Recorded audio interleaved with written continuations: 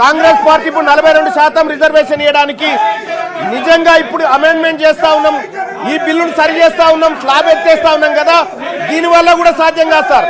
ఇది కూడా కేవలం మేము పని చేసామని చెప్పుకోవడానికి మాత్రమే పనికొస్తా తప్ప సార్ దీనికి 2 హార్డిల్స్ ఉన్నాయి సార్.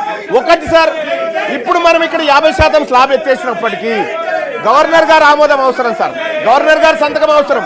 ఒకవేళ అది దాటినా కూడా మళ్ళీ హైకోర్టు, మళ్ళీ సుప్రీంకోర్టు, మళ్ళీ ఇందిరాసాని కేసు అడ్డం వస్తుంది సార్. ఇందిరాసాని కేసు అడ్డం వచ్చినప్పుడు పరిస్థితి మళ్ళా మొదటికి వస్తుంది సార్. ఆ రోజు మనం ఈ ప్రజలకు ఏం సమాధానం చెప్తాం సార్? 42% రిజర్వేషన్ ఇవ్వడంలో అన్ని పార్టీలు ఫెయిల్ అయిపోయినాయి, ఈ ప్రజలకు న్యాయం చేయడంలో అన్ని పార్టీలు విఫలమైనాయి అని చెప్పదలుచుకున్నామా సార్ ఈ బిల్లు ద్వారా? అందుకోసమే దయచేసి అధ్యక్ష, నేను ఈ సందర్భంగా ఈ సభ ముందు కొన్ని అంశాలు పెడతా ఉన్నాను సార్.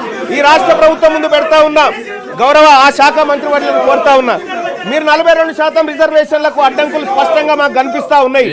ఆ అడ్డంకుల విషయంలో మేము మిమ్మల్ని తప్పు పట్టట్లేదు, అడ్డంకులు అందరికీ ఉన్నాయి. కానీ మీరు ఇవ్వడానికి మీ చేతిలో ఉన్నటువంటి అంశాలు అనేకం ఉన్నాయి. ఇక్కడ మీ చేతిలో ఉన్నటువంటి అంశాలు అనేకం ఉన్నాయి.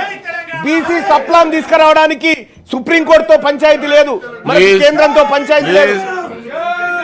కాబట్టి బీసీ సప్లాన్ విషయంలోనైనా మీరు చర్యలు తీసుకోండి.